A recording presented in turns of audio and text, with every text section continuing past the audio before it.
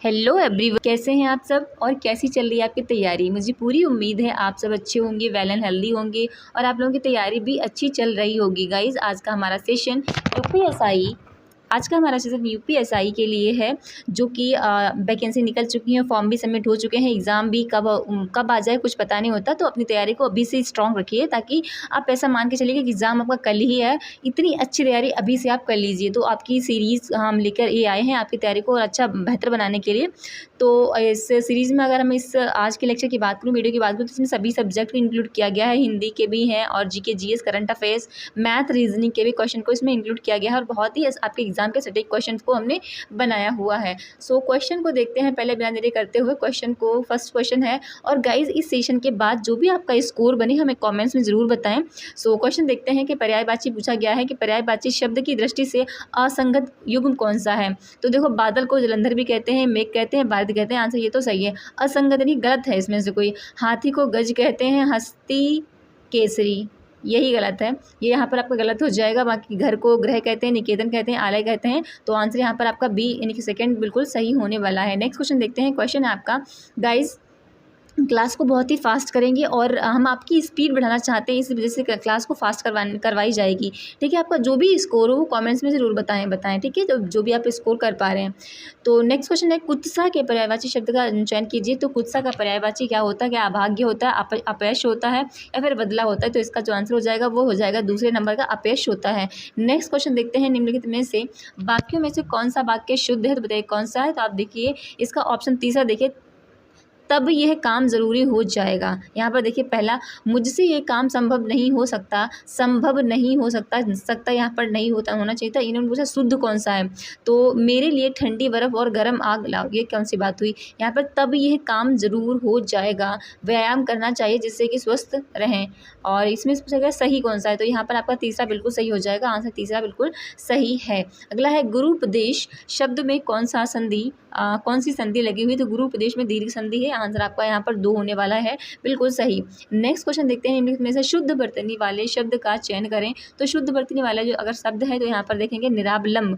निरालंब एकदम शुद्ध लिखा हुआ है, ना कि अगरबत्ती सही लिखा है, ना बहिष्कार। शुद्ध बर्तनी निरालंब लिखा हुआ है। आंसर आपका दूसरा बिल्कुल सही होने वाला है। नेक्स्ट है, लिंग के आधार पर असंगत शब्द का चयन करें। मतलब यहाँ पर कोई शब्द जो है ना वो गलत लिखा हुआ है। तो छात्र का छात्रा होता है, ठीक है। प्रोण का प्रोणा होता है, ठीक है। आयुष्मान का आयुष्मती होता है और सांप का सांप ही नहीं होता है। यहाँ उन्होंने पूछा असंगत। अच्छा, छात्र का छात्रा, ठीक है। प्रोण का प्रोणा, आयुष्मान का आयुष्मती। देखिए ये क्या है, ये एक हमें कहीं ना कहीं जीव तो हैं ये, लेकिन ये ह्यूमन बींग से हैं, ह्यूमन बींग से दिखा रहे हैं। लेकिन ये यहाँ पे सांप और सांपिन, ठीक, तो इसका सही तो है, लेकिन ये एक जंतु है, ठीक है, जंतु है। तो यहाँ पर जो असंगत है वो यहाँ पर आपका 4th नंबर का सही हो जाएगा। नेक्स्ट देखते हैं क्वेश्चन, निम्नलिखित में से किस वाक्य में सर्वनाम का अशुद्ध प्रयोग हुआ है। यानी कि सर्वनाम का प्रयोग तो हुआ है लेकिन अशुद्ध रूप से हुआ है। तो पहले को देखिए, मैं उसके पिता से मिला, ये तो सही है। हमें भाषा का अच्छा ज्ञान होना चाहिए, ये भी सही है। वे सब उसके घर गए, ये भी ठीक है। इतनी सी बात पर वह तेरे, यहाँ पर ये सब गलत लिखा हुआ है। आप चौथे में देखिए तो चौथा आपका गलत हो जाएगा। यहाँ पर यही पूछा गया है, गलत कौन सा है। अगला है, उत प्लस छिन्न का संधि रूप क्या होगा। तो क्या हो जाएगा इसका, उच्छिन्न हो जाएगा। यानी कि आपका आंसर हो जाने वाला है यहाँ पर बी, यानी दूसरे नंबर का उच्छिन्न। नेक्स्ट क्वेश्चन देखते हैं। क्वेश्चन है, अजिर शब्द युग्म का अर्थ बताइए। तो क्या इसका हो जाएगा, तो अजर मीन्स होता है जो वृद्ध ना हुआ हो, जो वृद्ध यानी कि जो बूढ़ा ना हुआ हो, और अजिर मीन्स होता है आंगन। आपका दूसरा आंसर बिल्कुल सही हो जाएगा। नेक्स्ट क्वेश्चन देखते हैं। क्वेश्चन आप देख पा रहे होंगे, इनमें से कौन सा शब्द शुक्ल का विलोम है। तो शुक्ल का विलोम जो है ना वो आपका कृष्ण हो जाएगा। आंसर आपका यहाँ पर दूसरा बिल्कुल सही हो जाएगा। नेक्स्ट क्वेश्चन देखते हैं। क्वेश्चन कह रहा है आपका, निम्नलिखित में से लोकोक्ति है कि वही मन वही 40 शेर। वही मन वही 40 शेर का अर्थ क्या होता है। तो इसका अर्थ होता है बात एक ही है, दोनों बातों में कोई अंतर नहीं है। यानी कि बात एक ही है, दोनों बातों में कोई अंतर नहीं है। यानी कि वही मन वही 40 शेर। सो आंसर आपका दूसरा बिल्कुल सही होने वाला है। नेक्स्ट क्वेश्चन देखते हैं। क्वेश्चन फिर से आपको क्या पूछा गया है, क्वेश्चन पूछा गया है कि 4 विकल्पों में से विकल्प का चयन करें जो सही है। दिए गए मुहावरे का सही अर्थ प्रकट करें। आधा तीतर आधा बटेर, तो इस मुहावरे का सही अर्थ क्या होगा? तो आधा तीतर आधा बटेर का सही जो होगा वो बेमेल तथा बेढंग होगा होना, यानी कि आंसर आपका फोर्थ बिल्कुल सही हो जाएगा, बेमेल तथा बेढंग होना। नेक्स्ट है, निम्न शब्द के विलोम के लिए दिए गए 4 विकल्प में से उचित विकल्प को चुनिए। तो क्या है हो जाएगा उचित यहाँ पर? अव्यांतर। जो 4 विकल्प दिए गए हैं इनमें से इन्होंने बोला कि जो विलोम शब्द दिए गए हैं तो उसका वहाय का एक उचित विलोम क्या होगा? तो अव्यांतर होगा, बहिष्कृत होगा, दिखाऊ होगा, बेगाना होगा, तो इसका अव्यांतर हो जाएगा। आंसर आपका ए यहाँ पर बिल्कुल सही हो जाएगा। नेक्स्ट है क्वेश्चन, अपना उद्देश्य पूर्ण होने पर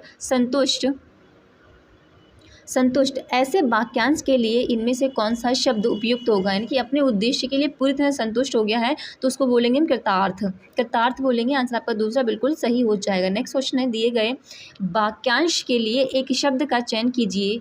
क्या है? विवाहित स्त्री से उत्पन्न पुत्र को क्या कहेंगे? तो उसको हम औरस कहते हैं। आंसर आपका तीसरा यहाँ पर बिल्कुल सही हो जाएगा। नेक्स्ट क्वेश्चन गाइज है, अंडमान और निकोबार द्वीप समूह में उगाई जाने वाली मुख्य फसल कौन सी है? तो ये आपकी चावल हो जाएगी। आंसर आपका फोर्थ बिल्कुल सही हो जाएगा, यानी आंसर यहाँ पर फोर्थ बिल्कुल सही है।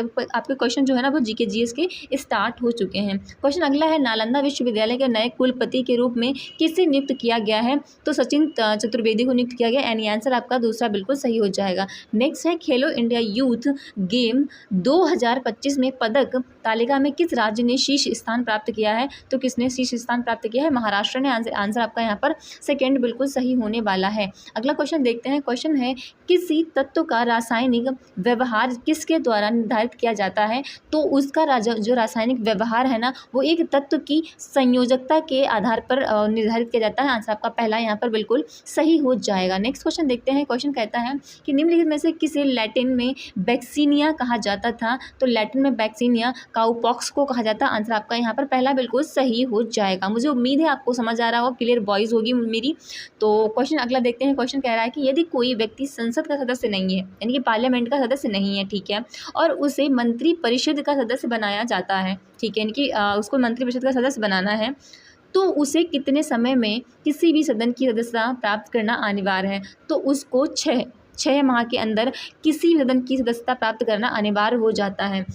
गाइस आपको पता है कि जो हमारी संसद है, अगर संसद में मान लिया कोई पर्सन है जो चुनकर नहीं गया है और उसको मंत्री परिषद बना दिया गया है, तो मंत्री परिषद बना तो दिया गया है लेकिन 6 महीने के अंदर उसको किसी भी राज्यसभा या लोकसभा का सदस्य बनना पड़ेगा। अगर नहीं बनेगा तो उसे मंत्री पद से हटा दिया जाएगा। तो यहाँ पर आंसर आपका दूसरा बिल्कुल सही हो जाएगा। अगला क्वेश्चन देखते हैं। क्वेश्चन क्या कहता है आपका, 2024 के लोकसभा चुनाव के दौरान मालोगाम नाम के जिस पोलिंग स्टेशन पर एक ही वोटर था वह किस राज्य में था? तो किस राज्य में था? वो अरुणाचल प्रदेश में था, यानी कि मालोगाम नाम का एक पोलिंग स्टेशन था, वहाँ पर सिर्फ एक ही वोटर था। तो वो कौन सा स्टेट था? वो था आपका अरुणाचल प्रदेश, यानी आंसर आपका यहाँ पर तीसरा बिल्कुल सही हो जाएगा। क्वेश्चन अगला देखते हैं। क्वेश्चन है, निम्नलिखित में से किस ब्रिटिश गवर्नर जनरल या फिर वॉयसराय ने भारत में सबसे लंबे समय तक अपनी सर्विस दी? तो उनका नाम था लॉर्ड डलहौजी। आंसर आपका तीसरा यहाँ पर बिल्कुल सही हो जाएगा। अगला क्वेश्चन देखते हैं। प्रबल अम्ल रखने के लिए पात्र के बने होते हैं। जो अम्ल है उसको रखने के लिए कौन सा पात्र, यानी कि पोट, कोई भी बर्तन क्या बना होता है, किससे बना होता है? तो वो बना होता है शीशे से वो बर्तन बनाया जाता है जिसमें अम्ल रखा जाता है। आंसर आपका यहाँ पर फोर्थ बिल्कुल सही हो जाएगा। मुझे उम्मीद है कि आपको समझ आ रहा होगा। क्वेश्चन बहुत ही अच्छे हैं और आप बहुत ही एग्जाम में सटेंगे। ये से बहुत ही ईजी क्वेश्चन नहीं आने वाले आपके, बहुत ही ईजी कहेंगे तो नहीं आएंगे, बहुत ही टफ कहें तो बहुत ही टफ भी नहीं आएंगे, ईजी टू मॉडरेट क्वेश्चन आएंगे। और यही क्वेश्चन आपके एग्जाम में आते हैं क्योंकि बहुत ही सटीक क्वेश्चन है। हम बहुत ही मेहनत से ही क्वेश्चन बनाकर लेके आते हैं आपके लिए। सो इनको सीरियस लें, बार बार रिवाइज करें, इनको याद करने की कोशिश करें कि क्या पूछा जा रहा है और कैसे क्वेश्चन आ सकते हैं, और अपना जो भी स्कोर हो अपना स्कोर चेक करते रहें। क्वेश्चन देखते हैं क्या है कि भारत में मूल्य वर्धित कर किस वर्ष लागू किया गया था? यानी कि वैल्यू एडिड टैक्स, बैट, इसको बोलते हैं बैट, कब लागू किया गया था? तो बैट को 2005 में लागू किया गया था। फिलहाल जीएसटी के आने से इसको समाप्त कर दिया गया है। नेक्स्ट है दल बदल विरोधी कानून से संबंधित भारतीय संविधान की अनुसूची कौन सी है? तो यह आपकी अनुसूची हो जाएगी 10वीं। याद रखिएगा, दल बदल कानून जो आपका आया था वो 10वीं अनुसूची के तहत रखा गया था। आंसर आपका सेकेंड यहाँ पर बिल्कुल सही हो जाएगा। नेक्स्ट है विकसित कृषि संकल्प अभियान का समापन समारोह में आयोजित किया गया था। तो कहाँ पर ये जो विकसित संकल्प अभियान कहाँ पर ये समारोह आयोजित किया गया था? तो ये आपका जो है ना बारदोली में किया गया था। आंसर आपका पहला यहाँ पर बिल्कुल सही हो जाएगा। मुझे उम्मीद है कि आप कंफ्यूज नहीं हो रहे होंगे। बिल्कुल मैं क्लियर बोलने की कोशिश करूँ, क्योंकि मैं अगर आपको बहुत ही फास्ट पढ़ाऊंगी तो डेफिनेटली आप कंफ्यूज हो जाएंगे। तो आप अपनी स्पीड अपनी यूट्यूब पे बढ़ा लिया करें गाइस, ठीक है। मैं तो अपनी मीडियम स्पीड ही रखने की कोशिश करती हूँ, ताकि बहुत स्लो भी ना लगे आपको, बहुत आपको फास्ट भी ना लगे, ठीक है। और ज़्यादा मैं अगर फास्ट पढ़ाऊंगी तो बहुत ही, अगर स्लो पढ़ाऊंगी तो आपका लेक्चर बहुत ही लेंथी हो जाएगा, फिर आपको भी पढ़ने में बोरिंग होगा, मुझे पढ़ाने में बोरिंग होगा। तो हम मीडियम स्पीड ही लेकर चलते हैं। क्वेश्चन देखते हैं क्या है। क्वेश्चन इंटरेस्टिंग है, देखिए। नवरात्रि को सरस्वती पूजा के रूप में किस राज्य में मनाया जाता है? तो किस राज्य में मनाया जाता है? तो केरला में नवरात्रि को सरस्वती की पूजा के रूप में मनाया जाता है। आंसर आपका पहला बिल्कुल सही हो जाएगा। अगला क्वेश्चन देखते हैं। क्वेश्चन है राज्य विधानसभा के अध्यक्ष की शक्ति के बारे में निम्नलिखित में से क्या सही नहीं है? तो क्या सही नहीं है देखते हैं। पहला देखते हैं कि वह सदन में अनुशासन और मर्यादा बनाए रखते हैं। तो ये तो ठीक है, वो तो बनाए रखते ही हैं। वह निर्णय लेते हैं कि कोई विधेयक धन विधेयक है या नहीं है। तो ये बिल्कुल सही है गाइस, बिल्कुल रट लीजिएगा। जो हमारे विधानसभा के अध्यक्ष होते हैं उनका ये दायित्व है, कर्तव्य है कि वो ही चेक करते हैं कि कोई विधेयक जो है ना धन विधेयक है या नहीं है। ये बात बिल्कुल सही है, उनका ये दायित्व बनता है। अगला देखते हैं कि वह एक साधारण विधेयक पर दोनों सदनों के बीच गतिरोध दूर करने के लिए विधानसभा और विधान परिषद का संयुक्त सत्र बुला सकते हैं। गाइस, राज्यों में संयुक्त सत्र नहीं होता है, ये सिर्फ संसद की सेंटर लेवल पर ही संयुक्त अधिवेशन की ज्वाइंट सिटिंग बुलाई जाती है। राज्यसभा और लोकसभा की ऐसा स्टेट लेवल पर नहीं होता। तो यहाँ पर आपका तीसरा बिल्कुल गलत हो जाएगा, और गलत ही हमसे पूछा गया था। सो नेक्स्ट क्वेश्चन है, सिंधु घाटी सभ्यता का नगर लोथल कहाँ पर स्थित है? तो लोथल गुजरात में स्थित है। पहला आपका यहाँ पर बिल्कुल सही हो जाएगा। अगला क्वेश्चन देखते हैं। कुल सूर्य ग्रहण तब होता है जब सूर्य, चंद्रमा और पृथ्वी एक सीधी रेखा में होते हैं। तो कहाँ पर लिखा हुआ है? आप तीसरा देखिए, कुल सुन के फुल, इसको कुल ना मान के आप फुल लिखिए। फुल जो सूर्य ग्रहण होता है उसको जब कब होता है? तो जब सूर्य जो होता है, सूर्य, चंद्रमा और पृथ्वी तीनों एक ही रेखा में होते हैं, तो फुल जो सूर्य ग्रहण है ना वो तब पड़ता है। आंसर आपका यहाँ पर तीसरा बिल्कुल सही हो जाएगा। नेक्स्ट क्वेश्चन देखते हैं। क्वेश्चन है, सौरमंडल के किस ग्रह को वैक्यूम क्लीनर कहा जाता है? तो वो आपका बृहस्पति है। आंसर आपका पहला यहाँ पर बिल्कुल सही हो जाएगा। फर्स्ट इज करेक्ट है। नेक्स्ट क्वेश्चन आपका गाइस हो जाएगा, उस भारतीय संगीतकार का चयन करें जो ताल वाद्य यंत्र यानी कि मारकर जो ताल वाद्य यंत्र होता है वो मारकर बजाया जाता है से जुड़ा हुआ है। तो कौन इसमें से जुड़ा हुआ है? तो उनका नाम है पंडित अयोध्या प्रसाद जी। आंसर आपका तीसरा बिल्कुल सही हो जाएगा। गाइस, आप देख पा रहे हो क्वेश्चन बहुत ही अच्छे लेवल के हैं, बहुत ही एग्जाम के सटीक हैं। डेफिनेटली आपके एग्जाम में इन सेशन से क्वेश्चन जरूर आएंगे। आप यहाँ से आप लिख के रख लीजिए। अगर आप क्वेश्चन ये तैयार करके जाएंगे तो आपको बहुत ही बेनिफिट होगा आपके एग्जाम में। क्वेश्चन देखते हैं, किस भारतीय राज्य में गोरी चैन चोटी स्थित है? तो गोरी चैन जो चोटी स्थित है वो आपके अरुणाचल प्रदेश में है। आंसर आपका पहला बिल्कुल सही हो जाएगा, अरुणाचल प्रदेश में। नेक्स्ट है, एक वस्तु की संवेग पर निर्भर करता है। एक वस्तु है ना, वस्तु की संवेग वो किस पर निर्भर करता है? तो वो निर्भर करता है पिंड का द्रव्यमान और उसके वेग, इन दोनों पर निर्भर करता है किसी वस्तु का संवेग। उसका पिंड का द्रव्यमान कितना है और उसका वेग कितना है। नेक्स्ट है, प्लान्ड इकोनॉमी फॉर इंडिया पुस्तक किसने लिखी थी? तो ये लिखी थी एम विश्वेश्वरैया जी ने, जो कि आंसर आपका फोर्थ में हमें दिखाई दे रहा है। नेक्स्ट है, समाचारों में हाल ही में आई मुल्ला पेरियार बांध निम्नलिखित में से किस राज्य में स्थित है और किस अन्य राज्य द्वारा संचालित किया जाता है? तो आपको पता है मुल्ला पेरियार जो डैम है वो केरला में है, और केरला में स्थित है, और तमिलनाडु द्वारा इसको ऑपरेट किया जाता है। तो आंसर आपका पहला बिल्कुल सही हो जाएगा। मुल्ला पेरियार डैम पर बहुत ज़्यादा डिस्प्यूट रहता है, लेकिन ये जो डैम है वो है तो केरला में स्थित है, और इसको ऑपरेट कौन करता है? तो तमिलनाडु करता है। आंसर आपका पहला यहाँ पर बिल्कुल सही हो जाएगा। नेक्स्ट क्वेश्चन देखते हैं। क्वेश्चन गाइज है आपके लिए, क्वेश्चन क्या है? क्वेश्चन देखते हैं, निम्नलिखित में निम्न में से कौन कौन भारत का पहला समाचार पत्र था? तो बताइए कौन सा समाचार पत्र था? तो ये तो पता ही होगा आपको, बंगाल गजट सबसे पहला समाचार पत्र था। अगला क्वेश्चन देखते हैं, क्वेश्चन क्या है?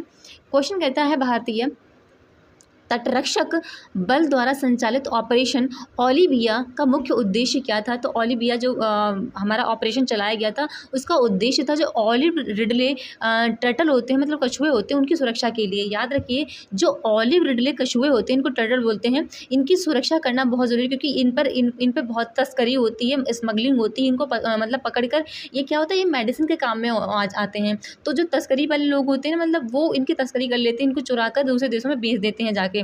तो इनको बचाना बहुत ज़रूरी है, क्योंकि ये भी हमारे जो इकोसिस्टम का एक पार्ट है। ठीक है, तो आंसर पहला एक बिल्कुल सही हो जाएगा। नेक्स्ट क्वेश्चन देखते हैं। क्वेश्चन है, वेद समाज किसके विचारों से प्रेरित था? तो वेद समाज जो है ना, वो ब्रह्म समाज से प्रेरित था। आंसर आपका फोर्थ यहाँ पर बिल्कुल सही हो जाएगा। नेक्स्ट है, द्वितीय आंग्ल बर्मा युद्ध किस वर्ष लड़ा गया था? तो ये आपका 1852 में लड़ा गया था, यानी आंसर आपका पहला यहाँ पर बिल्कुल सही हो जाएगा। अगला क्वेश्चन देखते हैं, हाल ही में सरकार द्वारा किन 2 रेलवे CPSE को नवरत्न का दर्जा दिया गया? तो कौन सी 2 रेलवे स्टेशन है? वो एक है IRFC है, दूसरी है IRCTC। आंसर आपका यहाँ पर दूसरा बिल्कुल सही हो जाएगा। रट लीजिएगा, क्वेश्चन बहुत इंपॉर्टेंट है। नेक्स्ट क्वेश्चन है, इनको भारत रत्न मिला है। 2023 में यूनेस्को की रचनात्मक शहर नेटवर्क यानी कि क्रिएटिव सिटी नेटवर्क सूची में किस भारतीय शहर को साहित्य का शहर के रूप में शामिल किया गया है? तो किसको शामिल किया गया? ये आपको किया गया है कोझिकोड, जो कि केरला में पड़ता है। याद रखिए, ये किस लिए शामिल किया गया? तो ये साहित्य का शहर यानी कि सिटी ऑफ जो है ना, साहित्य के लिए इसको किसमें, यूनेस्को की क्रिएटिव सिटी नेटवर्क में इसको शामिल किया गया। आंसर आपका यहाँ पर तीसरा बिल्कुल सही हो जाएगा। नेक्स्ट क्वेश्चन देखते हैं, सूर्य की पराबैंगनी विकिरण से पृथ्वी की रक्षा कौन करता है? तो कौन करता है? ओजोन परत हमारी करती है, ओजोन लेयर। आंसर आपका तीसरा बिल्कुल सही हो जाएगा। नेक्स्ट क्वेश्चन देखते हैं। क्वेश्चन है 45 नंबर का, स्वतंत्रता आंदोलन के दौरान निम्नलिखित में से कौन क्रांतिकारी एक दार्शनिक बन गया था? तो कौन बन गया था? अरविंदो घोष जो है ना, जब स्वतंत्रता आंदोलन चल रहा था तो उन्होंने एक मतलब फिलोसफर बन गए थे। तो आंसर आपका यहाँ पर बी बिल्कुल सही हो जाएगा, अरविंदो घोष। नेक्स्ट क्वेश्चन आपका हो जाएगा गाइस, अब क्वेश्चन आपके स्टार्ट होने वाले हैं रीजनिंग के। तो देखते हैं क्वेश्चन क्या दिया गया है। क्वेश्चन है आपका, इसमें पूछा गया है, कुछ कथन दिए गए हैं और उस पर तर्क दिया गया है। तो आपको देखना है कि सही इसमें से क्या है। कथन ये है कि मृत्यु दंड समाप्त किया जाना चाहिए। तो आप बताइए, इसमें से जो इसके तर्क दिए गए हैं, इनमें से तर्क कौन सा सही होगा? मृत्यु दंड दिया जाना चाहिए, तर्क दिया गया है कि नहीं, इसे नहीं समाप्त किया, मृत्युदंड समाप्त किया जाना चाहिए, ऐसा कथन में पूछा गया है। मान लिया आपसे कोई पूछ रहा है कि क्या मृत्युदंड समाप्त कर दिया जाना चाहिए, तो आपका आंसर क्या होगा कि नहीं, इसे नहीं समाप्त किया जाना चाहिए। यह दंड किसी अपराधी के कृत्यों के परिणामों से बच निकलने की संभावना को समाप्त करता है। ठीक है, आप इसको क्या इसका आंसर ये देंगे, आप ये देना चाहेंगे, या फिर कहेंगे कि हाँ, इसे समाप्त कर दिया जाना चाहिए। दंड उस व्यक्ति के लिए पुनर्वास के अवसर की संभावना को समाप्त करता है जो आतन अपराधी नहीं होता। तो इसका आंसर क्या हो जाएगा बताइए गाइस। देखिए, ये मुझे लगता है ये जो तर्क दिए गए हैं ये दोनों सही हैं। मृत्युदंड समाप्त किया जाना चाहिए, इसका हाँ अगर आप कह रहे हैं कि हाँ इसको समाप्त किया जाना चाहिए, तो इसका मतलब ये है कि जो आप पुनर्वास करवाते हैं तो उसको पुनर्वास के अवसर की संभावना ही समाप्त कर देते हैं आप। जो आतन अपराधी होते हैं, जो मतलब जिनकी आदत ही अपराध करने की होती है, उनसे उन्हें कोई फ़र्क नहीं पड़ता है, आप उनको कितनी भी सज़ा दे दीजिए कोई फ़र्क नहीं पड़ता है। नेक्स्ट है कि अगर कहेंगे आप मृत्युदंड समाप्त किया जाना चाहिए, कहते हैं कि नहीं, तो नहीं का भी एक बिल्कुल तर्क सही है कि इसे नहीं समाप्त किया जाना चाहिए, क्योंकि अगर आप समाप्त कर देंगे तो और ज़्यादा यहाँ पर मतलब वो जो केसेस वगैरह हैं तो वो ज़्यादा आएंगे। तो तर्क दोनों ही सही है। देखते हैं क्या आंसर में, हाँ तर्क दोनों इसके प्रबल हैं। आंसर आपका तीसरा बिल्कुल यहाँ पर सही हो जाएगा। क्वेश्चन अगला देखते हैं। क्वेश्चन कहा गया है, फिर इसमें कथन दिया गया हुआ है, क्या पूछा गया है। कथन ये है और इस पर कुछ निष्कर्ष दिए गए हैं, यानी कि ये कथन है और ये निष्कर्ष है। ठीक है, कुछ लड़कियां महिलाएं हैं, बना लेते हैं इसका डायग्राम। ये हैं अपनी गर्ल्स, ये है गर्ल्स, ये कह रहे हैं कुछ ही हैं, कुछ गर्ल्स जो है ना वो वीमेन है, महिलाएं हैं, कुछ महिलाएं। ठीक है, कुछ महिलाएं स्त्रियां हैं, स्त्रियों को मैं ऐसे लिख रही हूँ। ठीक है, ये हमारा कथन हो गया। निष्कर्ष क्या कह रहा है कि कुछ महिलाएं लड़कियां हैं, तो कुछ महिलाएं लड़कियां हैं। यहाँ पर देखिए, तो कुछ महिलाएं क्या लड़कियां हो जाएंगी, इनकी कुछ गर्ल्स वीमेन हो जाएंगी। हाँ बिल्कुल, ये तो पहली लाइन जैसे लिखी हुई है, ये बिल्कुल सही है, बिल्कुल कुछ महिलाएं लड़कियां हो जाएंगी। कोई महिला स्त्री नहीं है, कोई भी विमेन जो है ना वो स्त्री नहीं। ऐसा कैसे हो सकता है? साफ साफ तो ऊपर लिखा है कि विमेन स्त्री हैं, गलत है। कुछ लड़कियां स्त्री हैं, कुछ गर्ल्स जो है ना वो स्त्री हैं। देखो ये हम क्लियर नहीं कह सकते हैं कि कुछ जो गर्ल्स हैं वो स्त्रियां हैं, क्योंकि इनका डायरेक्ट रिलेशन नहीं बन रहा है। तो इसका निष्कर्ष सिर्फ पहला निकलना चाहिए, इनकी आंसर पहला यहाँ पर बिल्कुल सही होना चाहिए, सही पहला ही है। नेक्स्ट क्वेश्चन गाइज है आपका, बताइए इसका आंसर क्या हो जाएगा आपके हिसाब से। क्वेश्चन लगाते हैं हम, आप भी पढ़िए अपने साइड से। अगर आप क्वेश्चन को पोज करना चाहते हैं, स्क्रीन को पोज करिए, अपनी साइड से लगाइए, देखिए आप आंसर दे पाते हैं नहीं दे पाते हैं। तब तक मैं इसका आंसर देती हूँ। क्वेश्चन क्या है कि यदि यस हैशटैग यानी एस और टी के बीच में जो लगा हुआ है ये इंगित करता है एस टी की माँ है, और एस टी इंगित करता है कि एस टी का भाई है, तो निम्नलिखित में से कौन सा व्यंजन इंगित करता है कि यल जो है ना वो यन की माँ है। अगर आपसे कुछ ऐसा पूछा जाए तो आप पहले ये देखिए कि इसमें फीमेल क्या है। तो यल कह रहा है, यहाँ पर कह रहा है कि जो यल है ना वो यन की माँ है। इसका मतलब यन जो है ना वो एक फीमेल है, यानी एक फीमेल है। ठीक है, फीमेल को हम माइनस से रिलेट करते हैं। आप देखते हैं ऑप्शन में क्या, देखो यल एम का रिलेशन क्या है। तो अगर एस टी की माँ है तो यहाँ पर हो जाएगा यल जो है ना वो एम की माँ हो जाएगा। इसके मतलब यहाँ पर ये फीमेल आ गई। एक पहली चीज़ तो हमें मिल गई कि यल फीमेल बन गई। अगर यल एम की माँ है तो कह रहा है कि यम यन का, यानी कि यस, यहाँ पर देखिए ये वाली लाइन पढ़िए, ये वाला साइन कहता है कि यस टी का भाई है। इसका मतलब यहाँ पर ये साइन क्या कहेगा कि यम, इन दोनों के बीच में ये साइन है, यम यन का भाई है। यहाँ पर यम जो है ना वो यन का भाई हो जाएगा, यम वो है ना वो यन का भाई, यानी कि यम यहाँ पर एक मेल है। तो अगर ये दोनों भाई बहन है, जो भी हैं भाई भाई हैं, तो अगर इसकी माँ यल है तो डेफिनेटली यन की माँ भी कौन होगी, तो यल ही होगी। ठीक है, तो पूछा क्या गया कि यल यन की माँ है, तो हाँ बिल्कुल यल जो है ना यन की माँ आ रहा है। आंसर आपका पहला ही निकल के आ रहा है, हमें और देखने की ज़रूरत ही नहीं है। नेक्स्ट क्वेश्चन देखते हैं, यदि 10 अगस्त 1998 को गुरुवार था तो 5 अगस्त 1994 को कौन सा सप्ताह का कौन सा दिन होगा। ठीक है, देखो गाइस आपको उल्टा चलना पड़ेगा। यहाँ पे आप देखिए हमें इसमें ऑड डेज निकालने पड़ेंगे। 10 अगस्त को ही ले लेते हैं। 10 अगस्त 1998, 1998 जो है ना आपका लीप ईयर क्या है, नहीं है। तो लीप ईयर अगर नहीं है तो 365 दिन होंगे। अगर 365 दिन हैं तो इसमें ऑड डे कितने आएंगे। ऑड डे मतलब जो 7 से डिवाइड होके जो शेषफल बचे वो ऑड डे आ जाएगा। आप जब 365 को 7 से डिवाइड करेंगे, 365 को 7 से डिवाइड करेंगे तो शेषफल आपका 1 आएगा, तो वो आपका ऑड डे हो जाएगा, विषम दिन हो जाएगा। ठीक है, फिर हम देखते हैं 10 अगस्त, पीछे चलना पड़ेगा क्योंकि हमें 94 पे जाना है। 1900 अब हम जाएंगे 1997। अब 1997 अभी हमारा लीप ईयर नहीं है, मतलब कि नॉर्मल है, तो 365 इसमें भी हमें एक ही ओड डे मिलेगा, तो इसमें एक ओड डे मिल रहा है। फिर हम जाएंगे 10 अगस्त 1900, हम जा रहे हैं 96 पे। 96 देखिए क्या लीप ईयर है, हाँ बिल्कुल लीप ईयर है। तो लीप ईयर आपको पता है 366 दिन का होता है, तो इसके मतलब हमें इसमें ओड डे कितने मिल जाएंगे, 2 मिल जाएंगे, क्योंकि एक तो हमें 65 वाले से मिल रहा था और इसमें एक दिन और बढ़ गया, तो 2 हमें ओड डे मिल गया। ओड डे मतलब विषम दिन हो गए। फिर हम आ जाएंगे 10 अगस्त 1995। ठीक है, 95 पर आ गए। ओके, तो इसमें 365 दिन होते हैं क्योंकि ये लीप ईयर नहीं है। 365 दिन, तो इसमें हमारे ओड डे कितने मिल गया, एक मिल गया। नेक्स्ट हम फिर 10 अगस्त 1994 पे फाइनली हम आ गए हैं, लेकिन हम पे 5 पूछा गया, याद रखिए। तो इसमें भी हमारे जो 365 दिन होते हैं उसमें भी ऑड डे हमारा कितना आ जाएगा, 1 आ जाएगा।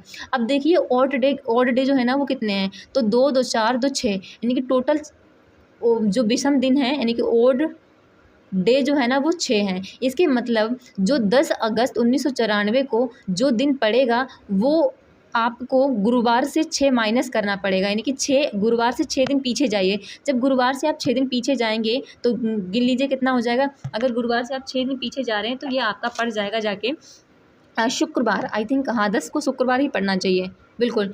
जब आप खुद करके देख लीजिए, जब गुरुवार से आप 6 दिन पीछे जाएंगे तो हाँ शुक्र ही पड़ेगा जाके, क्योंकि अगर 7 दिन जाएंगे पीछे तो सीधे गुरुवार ही आ जाएगा, यहाँ पर शुक्रवार पड़ेगा। फिर ये कह रहा है कि लेकिन शुक्रवार तो 10 अगस्त को होगा ना, 10 अगस्त 1994 को, लेकिन हमसे पूछा गया है 5 अगस्त को। ठीक है, तो क्या मतलब है इसका, यहाँ पर 10 अगस्त को अगर गुरुवार है और हमें 5 दिन पीछे जाना है तो हमें 10 अगस्त को गुरुवार था तो इस शुक्रवार आया, तो इस शुक्रवार में से हमें 5 दिन माइनस फिर करने पड़ेंगे। तो जो शुक्रवार में से 5 दिन फिर माइनस करेंगे, मतलब शुक्र के पीछे फिर 5 दिन जाएंगे, तो आपका कौन सा दिन आप बताइए। सोमवार पड़ेगा ना, देखिए सोमवार ही पड़ेगा।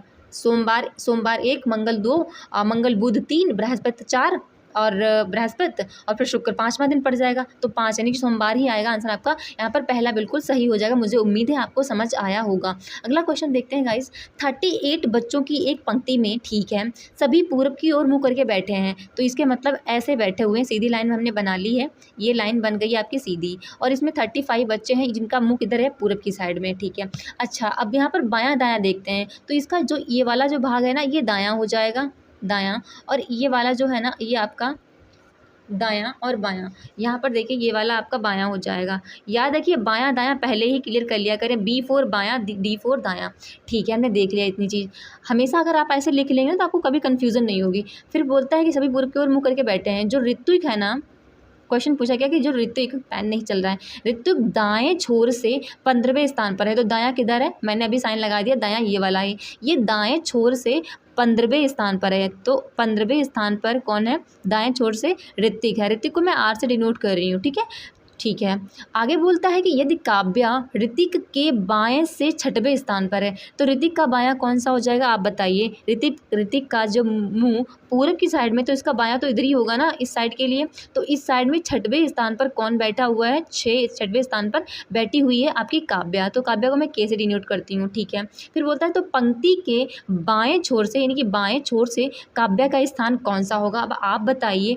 टोटल 38 छात्र हैं, ठीक है, टोटल 38 छात्र हैं, इनमें से इन्होंने 15 तो ये बता दिए इधर से, फिर 6 ये हो गए, यानी कि 15 और 6 कितने हो गए, 21 आपको हमें 38 में से माइनस करने पड़ेंगे, ठीक है।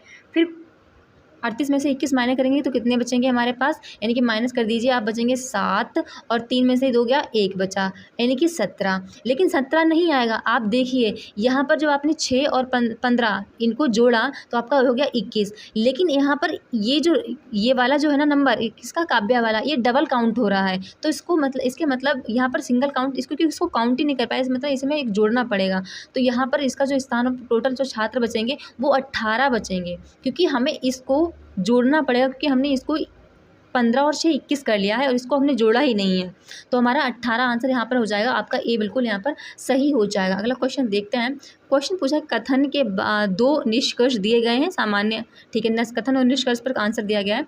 कथन क्या दिया गया है और निष्कर्ष क्या दिया गया वो हम देख लेते हैं। कथन क्या है, कथन कहता है कि यहाँ कचरा मत फेंको, यदि आप इस कूड़ा करकट निषेध संकेत का उल्लंघन करते हैं तो 5,000 जुर्माना 5,000 रुपये का जुर्माना लगाया जाएगा। निष्कर्ष क्या कह रहा है, हर जगह कूड़ा फेंकने पर समान जुर्माना लगता है, ऐसा तो ऊपर नहीं बोला गया है। ये चेतावनी हर सार्वजनिक स्थान या फिर कूड़ा करकट निषेध वाले क्षेत्र में लिखी जाती है, तो लिखी जाती है क्या, बताइए। आपको अगर इसका आंसर पता है तो बताइए क्या इसका आंसर हो जाएगा।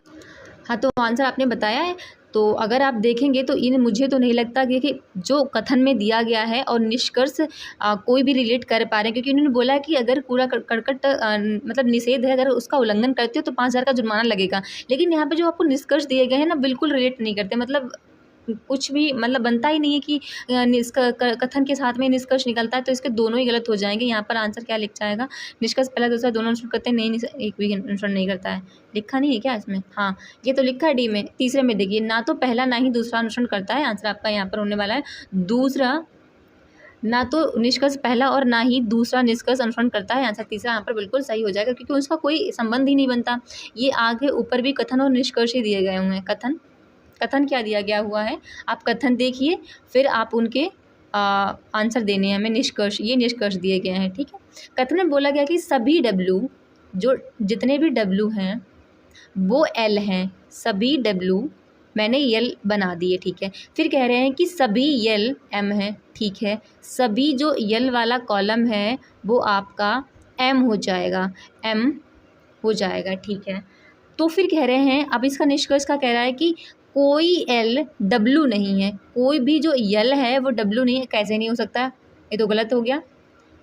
कोई L W नहीं है, बिल्कुल होगा, क्योंकि सभी W जब L हैं तो कोई तो L W होगा ना, तो पहला तो गलत हो गया आपका। दूसरा निष्कर्ष कहता है, दूसरा निष्कर्ष देखिए आपका, कोई M L नहीं है, कोई जो M है वो L नहीं है, कैसे नहीं हो सकता, जब सभी L M हैं तो कोई भी M L कैसे नहीं हो सकता, ये भी आपका गलत हो जाएगा, बिल्कुल गलत हो जाएगा। नेक्स्ट है तृतीय वाला, तीसरा क्या कह रहा है कि कोई M W नहीं है, कोई MW नहीं है, ये भी गलत। इसका मतलब सारे गलत हैं इसके, बिल्कुल। अगर बाहर से अंदर के लिए जाते हैं और ये मतलब नेगेटिव सेंस में होता है तो ये गलत ही होता है। अगर बाहर से अंदर के लिए आते हैं तो हमेशा पॉजिटिव सेंस में होता है और वो सही हो जाता है। तो इसका तीनों ही गलत हो जाएंगे। इसका आंसर हो जाएगा आपका लिखा हुआ है, सभी निष्कर्ष अनुसरण करते हैं, लिखा ही नहीं हुआ है इसका आंसर। आंसर इसका क्या है पता नहीं, क्योंकि इसमें लिखा ही नहीं, क्योंकि इसमें डी होना चाहिए। आप ये मेरी साइड से लिख लीजिए कि इसमें से कोई अनुसरण नहीं करता है। फोर्थ है नन ऑफ अबव, ठीक है, कोई भी अनुसरण नहीं करता है। क्वेश्चन अगला देखते हैं। श्रृंखला में गलत पद का पता लगाएं, ठीक है। जो ये सीरीज दी गई है इसमें कोई एक गलत पद लिखा हुआ है, ठीक है, ढूंढते हैं। यहाँ पर देखिए 70 और 40, 63 72 कैसे हुए, 63 72 कैसे हुए, और ये 28 मुझे कुछ दिख रहा है इसमें, आपको दिखा? देखो ये 7 से कट रहा है, 7 एकन 7, ये 7 8 56, 7 9 63, 7 दूनी 14, 7 3 की 7 चौक 28, 7 से ये नहीं कट रहा है और 7 दूनी 14 ये कट रहा है, ठीक है। इसके मतलब यही गलत है। आगे हम कुछ चेक ही क्यों करें, 52 वाला कट ही नहीं रहा 7 से, तो ये हमारा यानी कि फोर्थ यहाँ पर ये गलत हो जाएगा आपका। ये इसमें गलत पद पूछा गया है। नेक्स्ट देखते हैं असंगत शब्द का चयन कीजिए। तो असंगत शब्द का चयन करेंगे तो देखते हैं इसमें असंगत क्या है, रिकेट्स है, एनीमिया है, टाइफाइड है, स्कर्वी है। तो क्या है इसमें, टाइफाइड जो है ना वो एक आपका असंगत हो जाएगा, क्योंकि स्कर्वी एक रोग होता है, एनीमिया एक मतलब चलने वाली रोग होता है, रिकेट्स भी एक बहुत लंबे टाइम के चलने वाली मतलब लॉन्ग टाइम चलने वाली डिजीज़ है। लेकिन टाइफाइड आपको होता है और ख़त्म हो जाता है, तो ये लॉन्ग टाइम के लिए नहीं होता। आपका यहाँ पर तीसरा है ना वो मेल नहीं खाता है इन तीनों से। नेक्स्ट है एक कूट, अच्छा एक निश्चित कूट भाषा में यदि कैरेट को 81 लिखते हैं और जो ये लिखा हुआ है इसको 85 लिखते हैं, तो इस मशरूम को क्या लिखेंगे? ओके, आप देखिए इनके नंबर प्लेस वैल्यू लिखिए। ये हो गया 3 + 1 प्लस आर का 18 होता है, आर का 18 होता है, ओ का 15 होता है, टी का 20 होता है। इनको जुड़े कितना हो जाएंगे? 20 15 35 35 18 यानी 35, और यहाँ पे जोड़िए 36 36 और 3 36 और 3 39, यानी कि 36 और 3 हो गए 39, 18 18 36 होते हैं, वो 18 18 36, यानी कि 6 9 5 हो गए आपके, यानी कि 9 1 10 5 15 3 3 6 1 7। लेकिन यहाँ पर ये 81 हो रहे हैं। तो अच्छा एक चीज़ और देख लीजिए, 1 2 3 4 5 6, अच्छा अगर 75 में 6 जोड़ दें तब कितने हो जाएंगे? तो 81 मिल गया हमें नंबर। इसका मतलब ये है कि इनकी प्लेस वैल्यू लिखिए और उनको जोड़िए, और जितने भी ये नंबर दिए गए हैं उसमें उतना नंबर जोड़ दीजिए। समझ गए आप? हमने क्या किया, सबके प्लेस वैल्यू लिखी, उनको जोड़ा, हमारा 75 आया, 75 आया। उसके बाद में हमने क्या किया, प्लस ये हमें मतलब जो अल्फ़ाबेट है वो कितने हैं? तो अल्फ़ाबेट हमारे पास 6 हैं, तो 75 में जो हमने 6 जोड़े तो हमें 81 मिल गया। अब हम इसको नहीं जोड़ेंगे, हम डायरेक्ट अपने क्वेश्चन पर आते हैं। एम कितना होता है आपको पता है? 13 होता है। 13 प्लस यू कितना होता है? यू 21 होता है। एच कितना होता है? 19 होता है। प्लस एच कितना होता है आपका? 8 होता है। आर कितना आपको ऊपर ही देखो 18 होता है। ओ कितना होता है आपका? 15, 15 15 दूनी 30, डायरेक्ट मैं लिख लेती हूँ 30, क्योंकि 15 डबल ओ है ना। एम कितना होता है? 13। अब इनको जोड़ लीजिए, 3 8 12 12 और 3 8 12, हाँ 12 8 20 20 और 9 29 29 1 30 30 और 3 33 का 3 हासिल लगा आपका 3, ठीक है। 3 1 4 4 और 3 4 3 7 7 1 8 8 1 9 9 10 11 11 1 12, यानी कि यहाँ पर हो गया आपका 12। 12 प्लस कितने हैं यहाँ पर? 1 2 3 4 5 6 7 8, 8 इसमें जोड़ दीजिए, और 8 जोड़ देंगे तो कितना? 8 और 3 12 के 2 हासिल लगा 1 2 1 3 और 1, यानी कि 132 आना चाहिए। 132 आंसर आया क्यों नहीं? 8 3 12, तो इसका मतलब इसका आंसर क्या होना चाहिए? मैंने गलत जोड़ दिया, कुछ गलत जुड़ा गया होगा।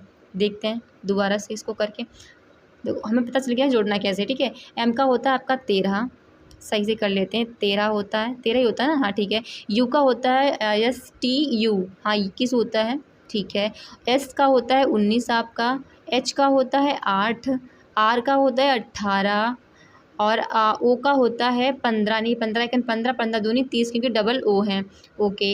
एम कितना होता है? 13। अब इनको जोड़ लेते हैं, देखो 13 एकन 13, 13 दूनी 26, ठीक है, तो 26 लिख लिए हमने।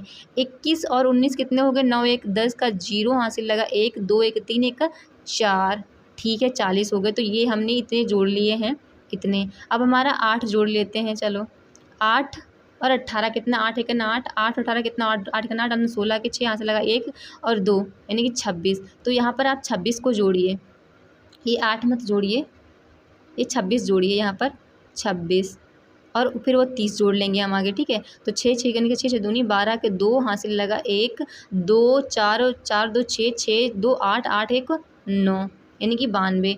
92 में जब आप 30 जोड़ेंगे तो कितना आपका हो जाएगा, 2 और 9 9 1 10 2 12 122, ठीक है 122 आपका हो गया। अब ये कितने नंबर हैं आपने गिने थे, 1 2 3 4 5 6 7 8 8, जब 22 में 122 में हम 8 जोड़ेंगे तो हो जाएगा हमारा 130, ठीक है। आंसर हमारा क्या आ जाएगा, पहला आंसर यहाँ पर बिल्कुल सही हो जाएगा। अगला क्वेश्चन देखते हैं। एक निश्चित कूट भाषा में लेफ्ट को कुछ इस प्रकार लिखा गया है तो राइट को कुछ इस प्रकार लिखा गया है, तो आप स्ट्रेट को क्या लिखेंगे, तो LJEC क्या लग रहा है आपको, LEFT, ओके। L को Z क्यों लिखा है इन्होंने, C क्यों लिखा है, और D क्यों लिखा है, फिर R लिखा है इन्होंने, 1 क्यों लिखा है। तो तो मुझे एक चीज़ समझ आई है, यहाँ पर आने वाला है आपका एक बॉबल। बॉबल पूरी लाइन में एक ही है तो इन्होंने एक बॉबल के लिए इन्होंने एक लिख दिया, ये समझ आ गया। यहाँ पर भी देख लेते हैं, राइट में सिर्फ एक ही बॉबल है तो इन्होंने एक लिखा, ठीक है। अब इसमें बॉबल कितने हैं, STRAI यानी कि यहाँ पर 2 बॉबल हैं, इसके मतलब 2 आने चाहिए, तो 3 3 बार तो आएगा नहीं आंसर, इनमें से किसको ही आना चाहिए। अब इसका मसला क्या है, तो L के बाद LJI यानी कि -2 अगर करके देखो, L -2 कितने हो जाएंगे, ABCDGHIJKL, अच्छा L -2 J आ गया, E -2 C आ गया, -2 करना, ओके ठीक है। तो S -2 करेंगे कितना आ जाएगा, जब आप S -2 करेंगे तो आपका आने वाला है S -2, आपका S -2 कितना आता है, Q 18 आता, 17 आता है ना, तो 17 पे आता है Q, तो पहला तो Q आना चाहिए। अरे मिलता गया आंसर पहले, जब S -2 करेंगे तो 17 नंबर पे आता है आपका Q, तो Q में तो आपका 4 में लिखा है, आंसर आपका मिल गया। तो हम और क्यों चेक करें, पीछे 2 देख लिया हमने, 2 बॉबल हैं, 2 बॉबल हैं और आगे Q आने वाला है, तो आंसर हमारा आ गया है 4 नंबर का। हम आगे क्यों चेक करें फालतू में, क्यों अपना टाइम वेस्ट करें। अगला देखते हैं, नमन, अरुणा और वरुण के पिता हैं। नमन जो है ना, यहाँ पर लिखिए आप, नमन को मैंने N से डिनोट कर दिया है। नमन जो है ना वो अरुणा और वरुण के पिता हैं, ठीक है। भव्या अरुणा की बहू है, जो अरुणा है ना इसकी एक बेटा होगा तब इसकी एक बहू बनी होगी ना, इनको बहू का साइन में लगाते हैं तब बहू है इसकी। भव्या जो है ना वो अरुणा की बहू है, ठीक है। वरुण शेफाली के साथ विवाहित है, जो वरुण है ना वो शेफाली के साथ इसकी शादी हुई है, शेफाली के साथ में करा दी हमने शादी, इसको हमने डबल लाइन से हम डिनोट करते हैं। फिर बोलता है यदि अरुणा एक महिला है, ठीक है, अरुणा एक महिला है, उसका एक बेटा है, उसकी एक बहू है, ठीक है, ओके। भव्या, जिसका नाम भव्या, बहू का नाम क्या है, भव्या है, ओके। फिर कह रहे हैं कि अरुणा, तब ध्वनि का तो नाम कुछ आया ही नहीं अभी, यहाँ कुछ ध्वनि बोला गया। तब ध्वनि के पिता भव्या के पति, ध्वनि कहीं आया था, पढ़ा नहीं क्या हमने, हाँ। भव्या अरुणा की बहू है, वरुण शेफाली के साथ विवाहित है। शेफाली, हाँ शेफाली ध्वनि की माता है, ओके। शेफाली जो है ना वो ध्वनि की माता है, यानी कि ध्वनि, शेफाली की बच्ची का नाम है ध्वनि, यानी कि ध्वनि की माँ है शेफाली, पिता है वरुण, और इसकी तो बुआ हो जाएंगी अरुणा, और ये आपकी इसकी दादी हो जाएंगी, ओके। तो बोल रहा है कि तब ध्वनि के पिता यानी कि शेफाली, वरुण, ध्वनि के पिता कौन है, क्या वरुण, भव्या के पति से किस प्रकार संबंधित है। अरे भव्या के पति से मामा हुए ना इसके, आप ही बताइए। ध्वनि के पिता कौन है, वरुण है, वरुण की बहन कौन है, अरुणा है, अरुणा का बेटा हो गया ये वाला, ठीक है, भव्या का पति। अब ये बेटा अपनी माँ के पिता से, भाई से क्या बोलेगी, तो मामा ही बोलेगा ना, तो आंसर आपका ये यहाँ पर बिल्कुल सही हो जाएगा, ए इज़ करेक्ट है। नेक्स्ट क्वेश्चन देखते हैं। क्वेश्चन कह रहा है कि लड़कियों की एक पंक्ति में कविता बाईं ओर से 9वें स्थान पर है, ठीक है, एक पंक्ति है यहाँ पर, कविता कह रही है, यहाँ ये बायां है आपका, पहले बायां दायां जरूर लिख लिया करें, ये बायां है ये दायां है। ये कह रहे हैं कि कविता जो है ना बाईं ओर से 9वें स्थान पर है, यहाँ पर 9वें स्थान पर है आपकी कविता, ठीक है, कविता। और गौरी गौरी दाईं ओर से 16वें स्थान पर है। अब हमें नहीं पता है 16वें स्थान पर कहाँ पर, तो मैंने यहाँ पर इसको लिख लिया है। 16वें स्थान पर कौन है, तो गौरी है, ठीक है। लेकिन तो कविता बोलता है, तो कविता नहीं, यदि वे अपना स्थान बदल लें, यदि वे अपना स्थान बदल लेते हैं तो कविता बाईं ओर से, जो कविता ने अगर यानी गौरी और कविता स्थान बदल लें, यहाँ पर आ जाए गौरी और यहाँ पर चली जाए कविता, कविता बदल लेते हैं तो कविता जो है ना बाईं, यहीं से बाईं ओर से 25वें स्थान पर पहुँच जाएगी, 25वें स्थान पर पहुंच जाएगी। तो पंक्ति में कुल कितने लोग हो जाएंगे, बताइए कितने लोग हो जाएंगे। तो इसका आंसर आप कैसे दे सकते हैं, अब आप ही बताइए। जब ये 25वें स्थान पर पहुंच गई है, ठीक है, तो टोटल कितने हो गए, 25 + 16, क्योंकि यहाँ पर पीछे से 16 पर आ रही थी ना, पीछे से 16, जब दाएं तरफ से 16 से आ रही थी, इसमें मतलब 25 पे आप पहुंच गई है, 16 इसके आगे और होंगे, तो कितने हो जाएंगे, 25 और 16 हो जाएंगे आपके 5 1 6 1, यानी 2 1 3 4 41। अब यहाँ पर देखिए, जो यहाँ पर जो गौरी और कविता जो एक्सचेंज हुए हैं ना, ये वाला नंबर डबल काउंट हो गया है, तो इसको हमें माइनस करना पड़ेगा, यानी कि -1, तो आपका आंसर हो जाएगा 40। टोटल छात्र कितने हो जाएंगे, 40। आंसर आपका बी यहाँ पर बिल्कुल सही हो जाएगा। मुझे उम्मीद है गाइज आपको समझ आया होगा। अगला क्वेश्चन देखते हैं। क्वेश्चन कह रहा है कि अंग्रेजी वर्णमाला श्रृंखला के दूसरे भाग को उल्टे क्रम में लिखा जाता है। आपको पता है अंग्रेजी वर्णमाला क्रम में टोटल 26 होते हैं, तो इसके आधे भाग को, इन्होंने बोला है ना कि दूसरे भाग को, इसके मतलब दूसरे भाग मतलब आधे भाग को, यानी कि 26 से 13 से आगे, 13 पे आधा हो गया, 13 पर आधा हो गया और फिर 13 से आगे चलेगा 14 नंबर, तो ये इसको हम आधा कर देंगे। तो जो 13 से जो नंबर आगे का होगा वो उल्टा लिखना है, यानी कि 13 नंबर से 14 नंबर जो हमारा होगा वो जेड से स्टार्ट होगा, क्योंकि वो उल्टा लिखना है। जेड किसके बाद आता है, फिर बाई आता है, बाई के बाद एक्स, बाई जेड हो गया, यू वी डब्लू, डब्लू हो गया, एक्स यू वी हो गया और यू, यानी कि you V W x by Z, ये सारे ऐसे उल्टे लिखते जाने हैं। और शुरुआत में क्या है ना, शुरुआत में तो सीधे रहने हैं, क्योंकि उन्होंने बोला कि अंग्रेजी वर्णमाला श्रृंखला के दूसरे भाग को उल्टे क्रम में लिखना है। ओके, पहले भाग में कोई बदलाव नहीं करना है, तो नहीं करते हैं हम, ठीक है। फिर बोलते हैं कि बाएं छोर से, आपको पता है कि ये है आपकी पूरी लाइन, ऐसे ABCD होती ना, और ये आपका बायां छोर और ये है आपका पीछे वाला दायां छोर। मैं कई बार बता चुकी हूँ आपको, ये होता है आपका दायां छोर, ठीक है, देख लिया हमने। अब बाएं छोर से 7वें अक्षर, अब 7वें अक्षर में जो कोई बदलाव ही नहीं है, तो 7वें अक्षर पे तो कौन आता है, आपका एफ आता है, ठीक है, एफ आ गया। फिर बोलते हैं 7वें अक्षर के दाईं ओर, 7वें अक्षर के जब दाईं ओर जाएंगे, यानी कि 7वें अक्षर के दाईं ओर 7 + 11, दाईं ओर 11वें अक्षर पर कौन है, 7 11 कितने हो गए आपके 18, तो 18वें अक्षर पे कौन आएगा, आप बताइए। 13 तक तो एज इट इज़ रहने हैं, तो 13 पे हमारा आता है एम, उसके बाद में ये हो जाएगा 14, ये हो जाएगा 15, ये हो जाएगा 16, ये हो जाएगा 17, ये हो जाएगा 18 और 18वें अक्षर पे पूछा गया है, तो आपका वी हो जाएगा। आंसर आपका यहाँ पर तीसरा बिल्कुल सही हो जाएगा, तीसरा यहाँ पर करेक्ट है। नेक्स्ट क्वेश्चन देखते हैं। क्वेश्चन आपका है, दक्षिण दिशा की ओर मुख करके बैठे 80 छात्र, किधर, दक्षिण दिशा में। दिशा कौन सी है, याद रखिए दक्षिण दिशा। दिशाएं आपको देखना बहुत जरूरी है, क्योंकि इससे हमें बायां दायां देखना पड़ता है। हम ये इसका यहाँ पर दायां हो जाएगा, अब इसका अपोजिट हो जाएगा, ये इसका बायां हो जाएगा, ठीक है। जब आप दक्षिण दिशा की तरफ मुंह करके बैठेंगे तो आपका बायां दायां हमेशा पलट जाएगा, ठीक है। टोटल छात्र कितने हैं, 80 हैं, ओके। कमला राखी के बाईं ओर से, कमला, मैंने कमला को पहले लिख लिया है, कमला यहाँ पर है। कमला जो है ना राखी के बाईं ओर, यानी कि राखी यहाँ पर है, तो राखी का बायां इधर पड़ेगा ना, बाईं ओर से 18वें स्थान पर है, ठीक है। राखी पंक्ति में बाईं छोर से 25वें स्थान पर है, ये 25वें स्थान पर है बाईं छोर से, ठीक है। अब आप देखिए, फिर कह रहे हैं कि पंक्ति के दाएं छोर से कमला का स्थान क्या होगा। अब आप ही बताइए, यहाँ तक तो 25 हो ही गए, ठीक है।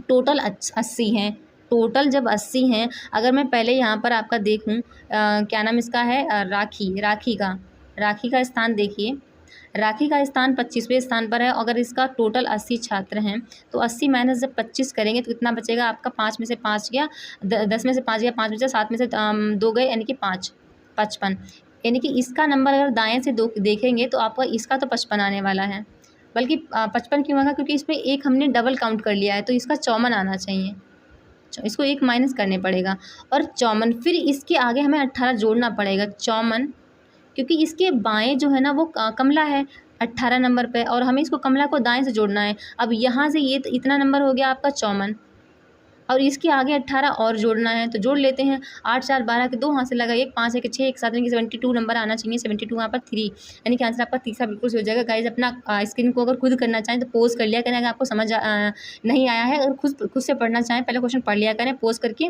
फिर उसके बाद में खुद करने की कोशिश करें, ना समझ आए तो आप क्वेश्चन देख लिया करें। क्वेश्चन आपका तीसरा यहाँ पर सही हो जाएगा। नेक्स्ट क्वेश्चन देखते हैं 61 नंबर का। 30 छात्रों की एक कक्षा में रमन शीर्ष से 14वें स्थान पर है, ठीक है। सीरीज़ वाले क्वेश्चन बहुत हैं इसमें। तो रमन जो है ना 30, टोटल छात्र कितने हैं इसमें 30 हैं। रमन जो है ना ऊपर से अगर नीचे आएगा तो शीर्ष से रमन कितने पर है 14th नंबर पर है, ठीक है। उसका दोस्त राघव नीचे से 16वें स्थान पर है। नीचे से अगर देखें तो राघव जो है ना राघव वो 16वें नंबर पे है। रमन और राघव के बीच कितने छात्र हैं? अच्छा, टोटल आप देखिए, ये ऊपर से 14 है, ये ऊपर से नीचे से 16 है, और 16 और 14 कितने हो गए? 16 14 2 28, 28 28 29 30, मतलब इसके बीच में जीरो बैलेंस हो जाएगा। कोई बीच में बचने वाला नहीं है, क्योंकि इनका जो है ना ये दोनों एक दूसरे को क्रॉस करने वाले हैं, और इनके बीच में कोई नहीं बैठेगा, ज़ीरो आ जाएगा। आंसर आप निकाल लीजिएगा अपने आप, मैं ज़्यादा डिटेल में समझा नहीं सकती, इतनी आसान को और क्या समझाऊँ मैं।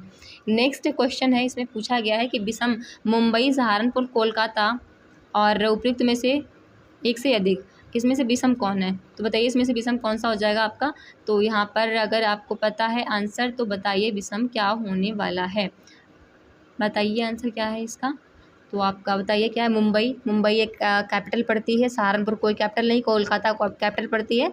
तो उम्मीद है मुझे आपने बता दिया होगा। आंसर आपका यहाँ पर बी हो जाएगा। जो सहारनपुर है वो एक शहर है, यहाँ पर एक विषम हो जाएगा। अगला है शब्द के विषम युग्म को चुनिए। लिब्रो वॉलीबॉल से संबंधित है, बॉलिंग क्रिकेट से संबंधित है, प्लाइंट गार्ड हॉकी से संबंधित है। नहीं, ये आपका गलत है। जो बॉलिंग है वो क्रिकेट से ही है, लिब्रो वॉलीबॉल से है, और प्लाइंट गार्ड हॉकी से संबंधित नहीं है। आंसर आपका यहाँ पर गलत हो जाएगा। नेक्स्ट है दिए गए विकल्पों में से विषम को चुनिए, तो चुन लेते हैं। क्या है यहाँ पर? सत्रिया, ठीक है। कुचिपुड़ी सत्रिया एक शास्त्रीय नृत्य है, कुचिपुड़ी शास्त्रीय नृत्य है, कथकली शास्त्रीय नृत्य है, हेमिस नेशनल पार्क है जो कि लद्दाख में पड़ता है। आंसर आपका 4th यहाँ पर विषम हो जाएगा। नेक्स्ट देखते हैं, उस युग्म का चयन कीजिए जिसमें शब्द भिन्न भिन्न प्रकार से संबंधित हैं। तो वाइन अंगूर से बनती है, शब्द जो है ना भिन्न भिन्न प्रकार से संबंधित हैं। शब्द यानी वाइन अंगूर होती, ठीक है। जूते चमड़े से बनते हैं, ठीक है। गेहूँ फसल यही गलत है आपका। वाइन अंगूर से बनती है, जूते चमड़े से बनते हैं, गेहूँ फसल से नहीं बनती है। गेहूँ फसल से बनती है, अजीब बात है। यानी पूरी फसल में गेहूँ ही थोड़ा ना आता, बहुत सारे अनाज आते हैं। तो आंसर आप यहाँ पर तीसरा आपका गलत हो जाएगा। अगला देखते हैं, 4 शब्द दिए गए हैं जिनमें से 3 किसी तरह से एक समान है और एक भिन्न है। उस शब्द का चयन कीजिए जो अन्य से भिन्न है। तो यहाँ पर आपका स्टील, निकेल और कांस्य। देखिए स्टील एक मतलब स्टील जो है ना एक धातु है, कांस्य एक धातु है, लेकिन निकेल एक उपधातु हो जाएगी। आंसर आपका यहाँ पर बी जो है ना वो विषम हो जाएगा, दूसरा विषम हो जाएगा। नेक्स्ट क्वेश्चन है, जिस प्रकार दुर्घटना का संबंध सावधानी से, इनकी सावधानी बरतनी पड़ेगी तब दुर्घटना नहीं होगी, उसी प्रकार बीमारी का संबंध किससे हो जाएगा? तो स्वच्छता से हो जाना चाहिए। अगर स्वच्छता रहेगी तो बीमारी नहीं आएगा। आंसर आपका यहाँ पर जो होगा बी बिल्कुल यानी दूसरे नंबर का बिल्कुल सही हो जाएगा। अगला क्वेश्चन देखते हैं गाइस। यहाँ पर क्वेश्चन जो है ना मैथ के आपके स्टार्ट हो गए हैं, इनको सॉल्व कर लेते हैं। क्वेश्चन है 0.06 इंटू एक्स मान लेते हैं, चलो एक्स इंटू 0.216 इक्वल्स टू 1.944 कितना हो जाएगा? तो एक्स की वैल्यू क्या है? तो आपको एक्स की वैल्यू निकालनी है, तो एक्स कर लेते हैं यहाँ पर इंटू लिखिए 0.06 इंटू 0.216 इक्वल्स टू 1.944। हम ले जाते हैं इसको उधर, इक्वल्स टू 1.944 डिवाइड में 0.06 इंटू तो है ना, हाँ ठीक है 0.216, यहाँ से पॉइंट ख़त्म, ठीक है। अब इसको हमने काटने हैं तो काटते हैं, चलो काटते हैं। काटने में हमें मिलता है, आता है मज़ा, ठीक है। तो जब आप काट पीट के इनको लेकर आएंगे तो ये आपका आने वाला है, ये तो ऊपर से आ जाएगा 1944, आपका डिवाइड में आ जाएगा 1944, डिवाइड में आ जाएगा आपका 216 इंटू अगर 0.6 का ये वाला मैं पॉइंट हटाऊँ तो ऊपर 100 चला जाएगा क्योंकि ज़ीरो आ जाएगा, डबल ज़ीरो 2 है ना उसके बाद, तो इंटू 6 ऊपर इंटू 100। जब आप इसको काटेंगे, मैं आपको काट के अब नहीं बताने वाली हूँ, तो ये आपका आने वाला है, ऊपर आ जाएगा 900 डिवाइड में नीचे आ जाएगा आपका 6। अब इसको और काटेंगे तो आपका आ जाएगा 6 एकन 6, 6 पंचे 30 यानी कि 150 आपका आंसर आने वाला है। आंसर आपका हो जाएगा यहाँ पर सी, बिल्कुल तीसरे नंबर का बिल्कुल सही। आप कैलकुलेशन करते रहिएगा, मैं कैलकुलेशन कराने लग गई तब तो हो गया कल्याणा, ठीक है, बहुत टाइम लगने वाला है। अगला क्वेश्चन देखते हैं। क्वेश्चन है 18.24 माइनस 1236 डिवाइड बाई 6, तो होल पूरे डिवाइड करके 124 equals to X divide by 124। तो इसको सॉल्व कैसे करना है, आपको बोर्डोमास का नियम लगाना होगा। तो करते हैं सॉल्व। आप देखिए, इसको लिखिए आप 12.36 होना चाहिए था। आंसर क्या है, क्वेश्चन है आपका गड़बड़ थोड़ा, ये क्वेश्चन गड़बड़ है। यहाँ पर 12.36 लगाइए, तब होगा आपका सॉल्व ये। अब यहाँ पर देखिए, आप क्या करें, 12.6 को जब आप 6 से डिवाइड करेंगे तो कितना आ जाएगा, 6 ये जाएगा 6 दूनी 12.6 छंग 36, इतना आ जाएगा, ठीक है, इतना आ गया। कब आया, जब आपने इतने को डिवाइड कर लिया, ठीक है। अब आप क्या करेंगे, 18, यहाँ पर देखिए आप 18.24 माइनस 2.01 होना चाहिए, 0.1 ही है ना, नहीं 6 बचा था, तो जब इसको माइनस किए तो अपने कितना बचा है, ये आपका बच जाएगा, बचना चाहिए आपका 14 में से 6 गए तो 8, यानी कि 16.18 इतना बचेगा, ठीक है। अब आपका जो 16.18 डिवाइड 124 इक्वल्स टू 124 ऊपर एक्स है, तो इसका जब ये तो कट जाएंगे तो एक्स की वैल्यू आ रही है 16.18 तो नहीं है, यही आंसर आप तक का हो जाएगा, यानी कि ये आपका दूसरा आंसर बिल्कुल सही जाएगा। आप ही देखिएगा, ये देखो, ये इसके नीचे 124 हैं, ये तो आपस में पहले ही कट गए थे, और यहाँ पे जब आपने काटा इनके 2.006 आया था, जब आपने 18.24 में से 2.06 माइनस किया तो 18.16 आया, और एक्स की वैल्यू तो मैं निकाली थी, एक्स के बराबर में हमें इतनी मिल गई, तो 16.18 आंसर आ जाएगा। अगला क्वेश्चन देखते हैं। Question finish. Oh, thank you, thank God guys, this is last question of this session. I hope आपको समझ आ रहा होगा, और मैं बहुत ही आसानी से समझाने की कोशिश कर रही हूँ, क्योंकि बहुत ज़्यादा डिटेल में समझाऊंगी तो डेफिनेटली क्लास बहुत लंबी हो जाएगी, फिर भी मैं पूरी अपनी कोशिश करती हूँ पूरी डिटेल में समझाने की। तो आपको ना समझ आया करे तो कमेंट्स कर दिया करें कि आपको नहीं समझ आ रहा है। और thank you guys attending this lecture, हमें सपोर्ट करिए। अगर आपको लेक्चर अच्छा लग रहा है, आपका बेनिफिट हो रहा है, तो अपने दोस्तों के साथ शेयर करिए, कमेंट्स करिए आपका स्कोर कितना बनता है, और जो भी आपकी कोई क्वेरी हो, आपको कोई हम शिकायत हो, तो डेफिनेटली आप कमेंट्स के लिए बता सकते हैं, क्योंकि यही माध्यम है जिससे आप बता सकते हैं और अपना स्कोर भी शेयर कर सकते हैं। क्लास कैसी लगती है आप वो भी बताएं, और आप लाइक कर दिया करें क्लास को अगर अच्छी लगती है, और अगर आपका बेनिफिट हो रहा है तो दोस्तों के साथ शेयर करें, जो भी आपके दोस्त पढ़ने मतलब इसमें सरकारी नौकरी पाने में इंटरेस्टेड होते हैं, तो उनको शेयर कर दिया करें। So thank you guys, thank you attending this lecture, thank you, all the best for your exam, thank you guys.